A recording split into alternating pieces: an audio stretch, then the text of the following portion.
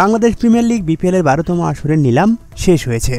রোববার রাজধানীর একটি 5 তারকা হোটেলে অনুষ্ঠিত হয়েছে এই নিলাম।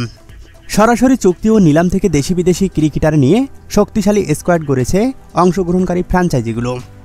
সর্বোচ্চ 1 কোটি 10 লাখ টাকায় বিক্রি হয়েছেন নাইম শেখ। রেকর্ড মূল্যে তাকে দলে নিয়েছে চট্টগ্রাম রয়্যালস। দ্বিতীয় সর্বোচ্চ 92 লাখ টাকায় তাওহিদ হৃদয়কে দলে নিয়েছে রংপুর রাইডার্স। তৃতীয় সর্বোচ্চ 75 লাখ টাকায় বিক্রি হওয়া লিটন দাসও গেছেন রংপুরের ডেরায়। বিদেশিদের মধ্যে সর্বোচ্চ দাম পেয়েছেন শ্রীলঙ্কান দাসুন সানাকা। $55,000 তাকে দলে নিয়েছে ঢাকা ক্যাপিটালস। এবার এক নজরে দেখে নেওয়া যাক কোন বিদেশি খেলছেন কোন দলের হয়ে।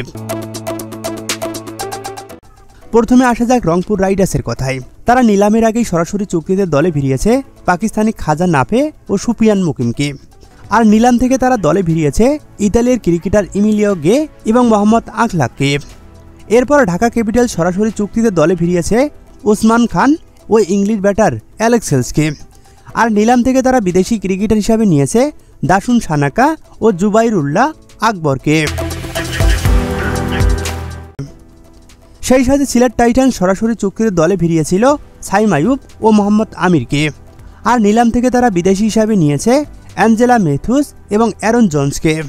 আর রাজশাহী ওয়ারিয়র্স সরাসরি চুক্তিতে দলে ভিড়িয়েছেন পাকিস্তানি ওপেনার সাহেবজাদা ফারহান ও মোহাম্মদ নওয়াজকে।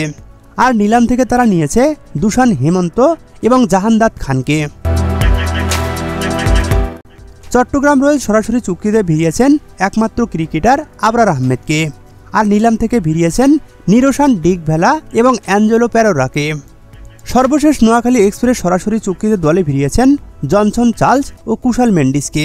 আর নিলাম থেকে তারা নিয়েছে এহসানুল্লাহ খান এবং হায়দার আলীকে।